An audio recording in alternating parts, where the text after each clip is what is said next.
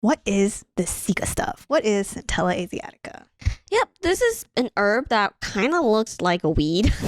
It's like a clover, but without the leaves.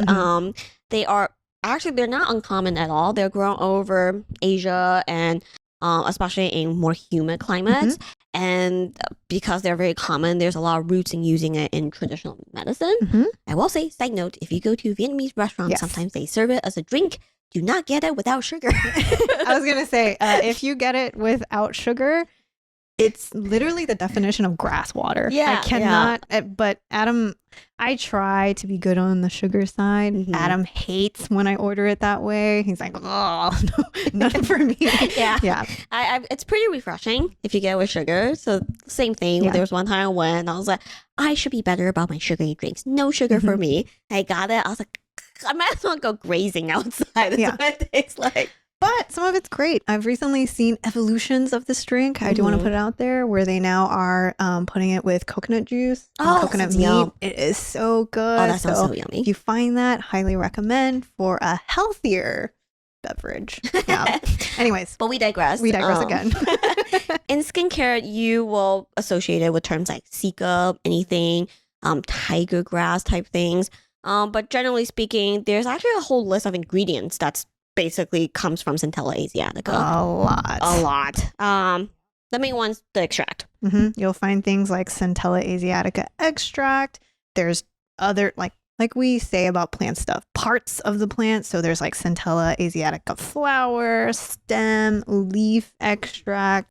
But like all plant stuff, we love the isolates. We like the actual molecules that are linked to the properties, the skin benefits that you hear about. So we like things like metacasticide. That's actually one of our favorites. Yeah, there's the main compounds that's isolated and identified in Centella asiatica are metacasticide, metacassic acid, asiaticoside, asiatic acid. Sometimes you'll see it on your ingredient list along with the extract. Sometimes you only see extract, and all these things, all things Centella kind of became trendy because of a series of more animal models where they looked at it for wound healing. We'll put up a table here. There's a whole series of tests that dated back to like 99 when they started looking at its potential to accelerate wound healing and kind of benefit in terms of anti-inflammation there. You can see from the review paper that there's like a whole series of tests there. The good thing is it didn't stop there, right? We still, when we were putting together this episode, because the ingredient's really trendy, sometimes like they kind of just write off of these old data. Yes. That's may or may not be cosmetically relevant, but we do see that, even though it has its roots in being an anti-inflammatory agent that helps in wounds, it's actually transformed a lot through the years in skincare. I'm actually so glad you mentioned that because that is exactly how metacasticide came into my life, was in the early stages of my chemist years. That was how it kind of entered onto my radar, and one of the things I had to look at was metacasticide. But the problem was at the time is all the data was in wound healing, so it felt like a extrapolation, because we always say like wound healing sounds like a pretty cool skin benefit, but it doesn't actually mimic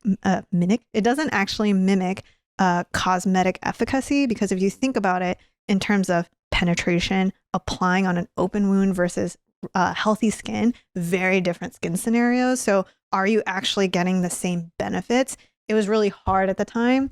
And so I was just wanting to mention exactly what Gloria said. It's like, it's actually amazing how much more data we have now on this realm, when at the time when we were looking at it as a group, all of us were kind of like, okay, where are we going to start here? Yeah, because when we started Chemist Confession, it was pretty trendy. We get a lot of questions that are like, how does that translate to topical? We're like, I don't know yet.